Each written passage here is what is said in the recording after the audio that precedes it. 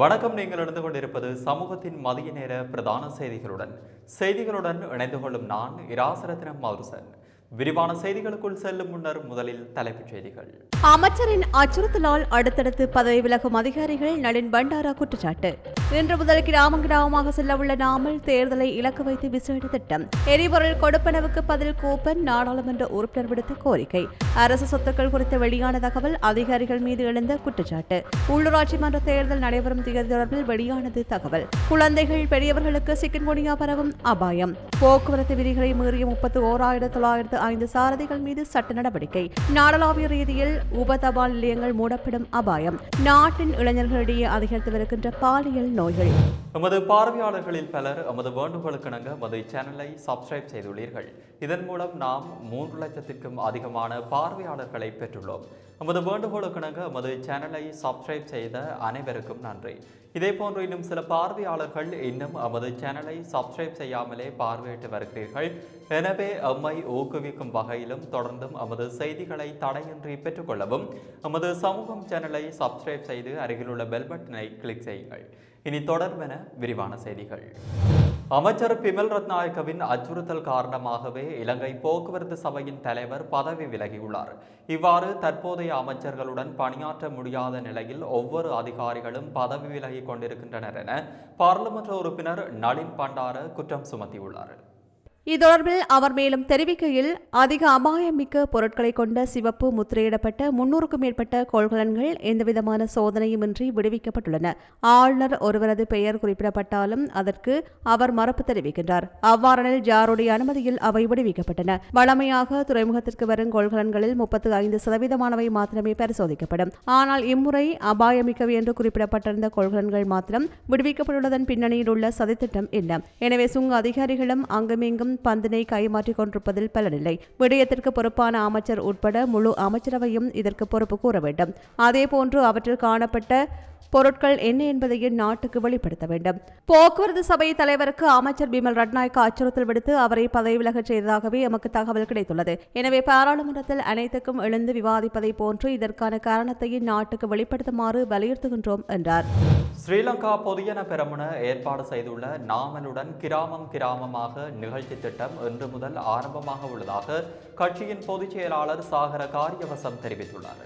தொடர்பில் கருத்து தெரிவித்த அவர், நாமலுடன் கிராமமாக திட்டத்தின் முதல் நிகழ்ச்சி நொச்சியாகம பகுதியில் பிற்பகல் 2 மணிக்கு ஆரம்பமாக உள்ளது. அனுராதபுரம் ஜெயஸ்ரீ மகாபோதிக்கு அருகே மத வழிபாடுகளை நிகழ்த்திய பின்னர் இந்த திட்டம் ஆரம்பமாக உள்ளது. தற்போதைய அரசியல் நிலைமை மற்றும் ஸ்ரீலங்கா பொதுஜன பெரமுனவின் எதிர்கால திட்டங்கள் குறித்து மக்களுக்கு தெரிவிப்பதும் அரசாங்கத்தின் அடக்குமுறை திட்டத்திற்கு எதிர்ப்பு தெரிவிப்பதும் இந்த நிகழ்ச்சியின் முக்கிய நோக்கம். மேலும் வடக்கு கிழக்கு மாகாணங்களில் உள்ள கிராமங்கள் உட்பட 14,000 கிராமங்களை உள்ளடக்கியதாக இந்த நிகழ்ச்சி திட்டமிட நாமல் ராஜபக்ஷ இந்த நிகழ்ச்சியில் இணையவுள்ளார். உள்ளூராட்சி தேர்தலுக்கு முன்னர் தேர்ந்தெடுக்கப்பட்ட அனைத்து தொகுதிகளுக்கும் சென்று முக்கிய ஆர்வலர்களை சந்திக்கவும் இதன்போது திட்டமிடப்பட்டுள்ளது என்றார்.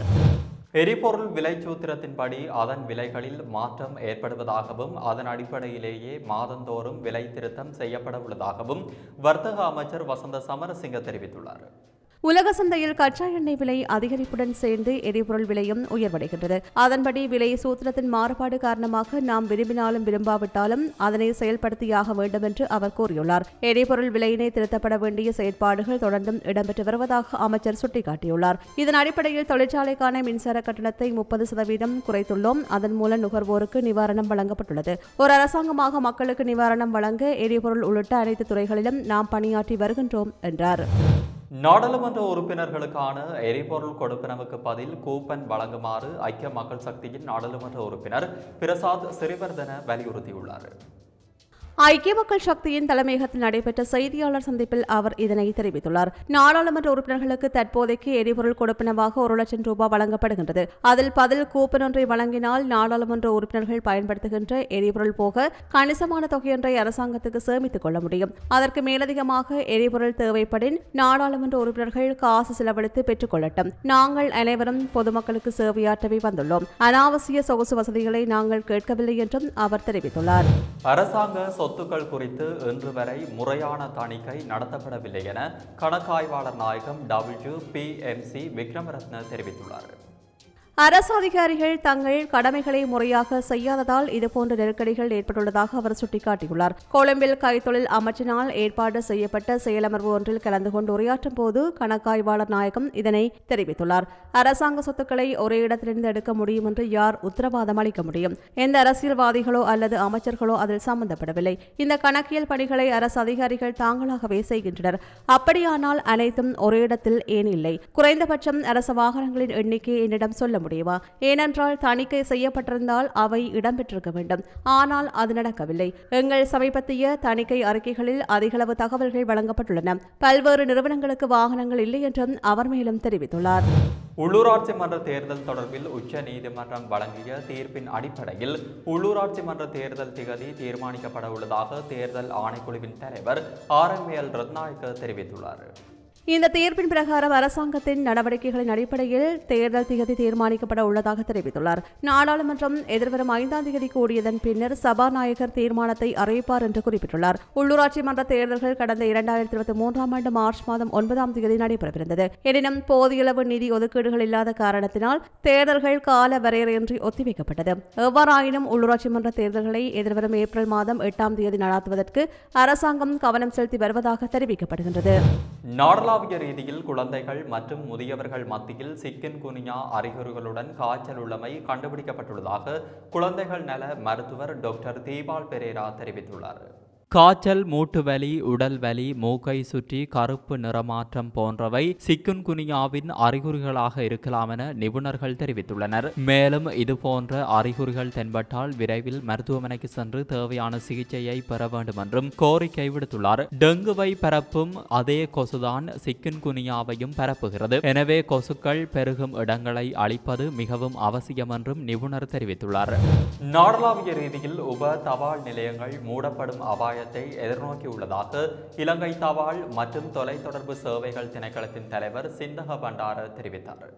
அரசாங்கத்தினால் போதிய வசதிகள் வழங்கப்படாமையால் பல உப தபால் அலுவலகங்கள் மூடப்படும் கடுமையான நெருக்கடியை எதிர்நோக்கியுள்ளன. நகர்ப்புறங்களில் அமைந்துள்ள துணை தபால் நிலைய கட்டடங்களுக்கு மாத வாடகையாக 1500 ரூபாவும் கிராமப்புறங்களில் 750 ரூபாவும் அரசால் வழங்கப்படுகின்றன. ஆனால் அந்தளவு சொற்ப தொகைக்கு வாடகை கட்டடம் கண்டுபிடிக்க முடியாத நிலை உள்ளது. நீர் மின்சார கட்டணங்களை அதிகாரிகள் செலுத்த வேண்டிய நிலை ஏற்பட்டுள்ளமையால் இந்த நிலைமை மோசமடைந்துள்ளது. நாடளாவிய ரீதியில் 3410 உப தபால் நிலையங்கள் அமைந்துள்ளதாகவும் அவற்றில் 3351 தற்போது இயங்கி வருகிறது. அதன்படி நாடளாவிய ரீதியில் 59 உப தபால் நிலையங்கள் மூடப்பட்டுள்ளன. தபால் சேவையில் அதிகாரிகளின் பற்றாக்குறை காரணமாக உப தபால் நிலையங்கள் மூடப்படும் அபாயமும் அதிகரித்துள்ளது. முழு தபால் சேவையிலும் அங்கீகரிக்கப்பட்ட ஊழியர்களின் எண்ணிக்கை 27372 இருந்தாலும் தற்போது 21372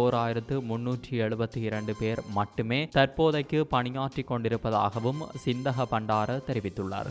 கிளிநொச்சி செல்வாநகர் கிராமத்தில் பன்றி பண்ணையில் இருந்த அனைத்து பன்றிகளும் வைரஸ் தாக்கம் காரணமாக இறந்துள்ளதாக பண்ணை உரிமையாளர் கவலை வெளியிட்டுள்ளார். பல லட்சங்கள் முதலீடு செய்து பன்றி பண்ணையை நடாத்தி வந்த நிலையில் தற்போது நாடளாவிய ரீதியில் பரவி வரும் வைரஸ் நோய் தாக்கம் காரணமாக இந்த பண்ணையில் உள்ள அனைத்து பன்றிகளும் இறந்துவிட்டதாக தெரிவித்துள்ள பண்ணை உரிமையாளர் இதன் மூலம் 75 லட்சத்துக்கு மேல் இழப்பு ஏற்பட்டுள்ளதாகவும் தன்னுடைய பண்ணையில் உள்ள 150 வரையான பெரிய பன்றிகளும் 100க்கும் மேற்பட்ட பன்றி குட்டிகளும் இறந்துவிட்டதாக குறித்த பண்ணை உரிமையாளர் தெரிவித்துள்ளார். பெருமளவு நிதியினை முதலீடு செய்து ஆரம்பித்த தொழில் வெற்றிகரமாக சென்று கொண்டிருந்த நிலையில் தற்போது இந்த வைரஸ் தாக்கம் எனது பண்ணையை முற்றுமுழுதாக அழித்துவிட்டது. மீளவும் இந்த தொழில் துறையை என்னால் ஆரம்பிக்க முடியுமா என்ற நிலைமையே தற்போது காணப்படுகிறது. அரசோ அல்லது உரிய திணைக்களங்களோ இதற்கான நட்ட ஈட்டை ஓரளவு தந்துதவினால் என்னால் மீண்டும் பன்றி வளர்ப்பு தொழிலை ஆரம்பிக்க முடியும் எனவும் பண்ணை உரிமையாளர் தெரிவித்துள்ளார். மோட்டார் போக்குவரத்து துறையின் வாகன இலக்கத்தகடு வழங்கும் பிரிவு தொடர்பில் விசேட கவனம் செலுத்தப்பட உள்ளதாக துறைமுகங்கள் மற்றும் விமான போக்குவரத்து அமைச்சர் பிமல் ரத்நாயக்க தெரிவித்தார்.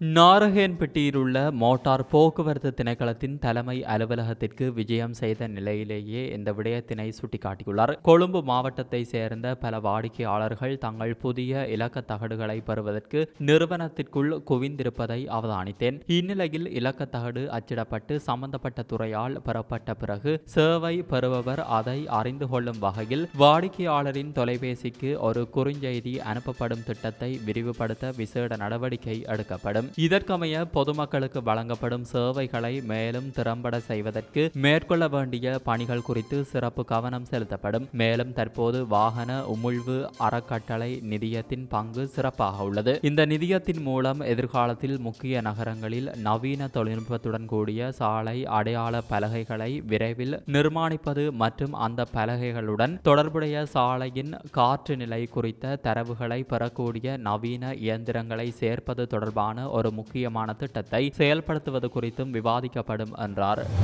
நாட்டின் இளைஞர்களிடையே HIV மற்றும் பாலியல் நோய்கள் அதிகரித்து வருவதாக சமூக மருத்துவ நிபுணர்கள் சங்கம் தெரிவித்துள்ளது. சமூக ஊடகங்களின் பயன்பாடு இதற்கு ஒரு முக்கிய காரணமாக அமைந்துள்ளதாக சுங்கத்தின் வைத்திய நிபுணர் விந்தியா குமாரபெலி சுட்டிக்காட்டியுள்ளார். கொழும்பு விஜயராமவில் உள்ள இலங்கை மருத்துவ சங்க கேட்போர் கூடத்தில் அண்மையில் நடைபெற்ற ஊடக சந்திப்பில் கலந்து கொண்டு கருத்து தெரிவிக்கும் போதே அவர் இவ்வாறு தெரிவித்தார். அத்துடன் 15 முதல் 24 வயதிற்குட்பட்டவர்கள் இந்த விடயத்தில் அதிக ஆபத்தில் உள்ளனர் என்றும் இதனால் பாலியல் ரீதியாக பரவும் நோய்கள் மற்றும் பாதுகாப்பற்ற கர்ப்பங்கள் ஏற்படுவதாக மருத்துவ நிபுணர் சுட்டிக்காட்டியுள்ளார். இது மட்டுமல்லாமல் சிலர் மது மற்றும் போதைப் பொருள் பயன்பாட்டை நாடியுள்ளனர். இதுபோன்ற காரணங்களால் பாலியல் ரீதியாக பரவும் நோய்கள் மற்றும் HIV போன்ற வைரஸ்கள் மற்றும் பாதுகாப்பற்ற கர்ப்பங்கள் ஏற்படுகின்றன என்றார். களுத்துறை பகுதியில் குழந்தை ஒன்று தனது மூத்த சகோதரனால் நசுக்கப்பட்டதில் உயிரிழந்துள்ளதாக போலீசார் தெரிவித்தனர். 6 மாதங்களேயான குழந்தை ஒன்றே இவ்வாறு உயிரிழந்துள்ளதாக களுத்துறை தெற்கு போலீசார் தெரிவித்தனர். வெனிவெல் ஹெட்டிய பகுதியை சேர்ந்த வினுலை திகாகியா என்ற குழந்தையே இவ்வாறு உயிரிழந்துள்ளது. குறித்த குழந்தை தனது மூத்த சகோதரனுடன் உறங்கிக் கொண்டிருந்த போது அவரது உடலால் நசுக்கப்பட்டதில் மூச்சு திணறல் ஏற்பட்டு உயிரிழந்துள்ளதாக தெரிவிக்கப்படுகிறது. பின்னர் குழந்தை களுத்துறையில் உள்ள நாகொட குழந்தைகள் வைத்தியசாலையில் அனுமதித்த வேளையில் குழந்தை உயிரிழந்துள்ளதாக போலீசார் தெரிவித்தனர். போக்குவரத்து விதிகளை மீறிய 31,905 வாகன சாரதிகள் மீது சட்ட நடவடிக்கை மேற்கொண்டுள்ளதாக போலீசார் தெரிவித்தனர். நாடு முழுவதும் உள்ள 607 போலீஸ் நிலையங்களில் உள்ள போலீசாரினால் கடந்த ஜனவரி மாதம் 11ஆம் தேதி முதல் மேற்கொள்ளப்பட்ட சோதனைகளில் குறித்த நபர்கள் கைது செய்யப்பட்டு அவர்கள் மீது சட்ட நடவடிக்கை எடுக்கப்பட்டதாக தெரிவிக்கப்படுகிறது. இதன்போது மது அருந்தி வாகனம் செலுத்திய குற்றத்தின் கீழ் 3876 சாரதிகள் கைது செய்யப்பட்டுள்ளதாகவும் கவனக்குறைவாக வாகனம் செலுத்திய குற்றத்தில் 190 சாரதிகள் கைது செய்யப்பட்டுள்ளதாகவும் போலீசார் தெரிவித்தனர்.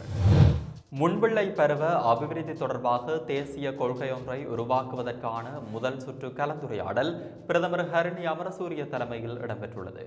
பத்திரமுல்லையில் அமைந்துள்ள கல்வி, உயர்கல்வி மற்றும் தொழிற்கல்வி அமைச்சில் இந்த கலந்துரையாடல் இடம்பெற்றுள்ளது. பெண்கள் மற்றும் சிறுவர் விவகார அமைச்சின் அதிகாரிகளும் இதில் கலந்து கொண்டதாக கல்வி அமைச்சு குறிப்பிட்டுள்ளது. அனைத்து முன்பிள்ளை பருவ அபிவிருத்தி நிறுவனங்களையும் ஒரே கொள்கையின் கீழ் செயல்படுத்துவதற்கு தேவையான கொள்கையை தயாரித்து ஒன்றிணைந்த கொள்கையாக முன்வைத்து அமைச்சரவையில் அனுமதியை பெறுவதற்கான நடவடிக்கைகளை முன்னெடுக்குமாறு அதிகாரிகளை பிரதமர் அறிவுறுத்தியுள்ளார். அடுத்த வருடத்தில் 1, 6 மற்றும் 10ஆம் தரத்திற்கான புதிய கல்வி மறுசீரமைப்பை ஆரம்பிக்கும் சந்தர்ப்பத்தில் இந்த முன்பிள்ளை பருவ அபிவிருத்தி தொடர்பான தேசிய கொள்கையை அறிமுகப்படுத்துவதற்கு எதிர்பார்ப்பதாகவும் பிரதமர் ஹரணி அமரசூரிய தெரிவித்துள்ளார். நாடளாவிய ரீதியில் அதிபர் சேவை தரம் 1ற்கான பற்றாக்குறை நிலவுவதாக கல்வி அமைச்சு அறிவித்துள்ளது.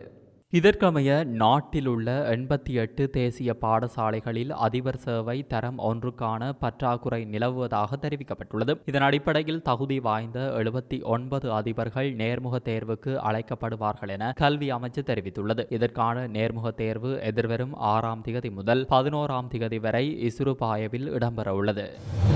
இத்துடன் சமூகத்தின் மதிய நேர பிரதான செய்திகள் நிறைவு பெற்றன. தொடர்ந்தும் அடுத்த பிரதான செய்திகள் வாயிலாக சந்திப்போம். நன்றி, வணக்கம். இது போன்ற செய்திகளை தெரிந்து கொள்ள சமூகம் நியூஸ் சேனலை சப்ஸ்கிரைப் செய்து அருகில் உள்ள பெல் பட்டனை கிளிக் செய்யுங்கள். மேலும் இது போன்ற செய்திகளை உடனுக்குடன் தெரிந்து கொள்ள சமூகமீடியா.com என்ற இணையதளத்தின் வாயிலாகவும் எங்களுடன் இணைந்திருங்கள்.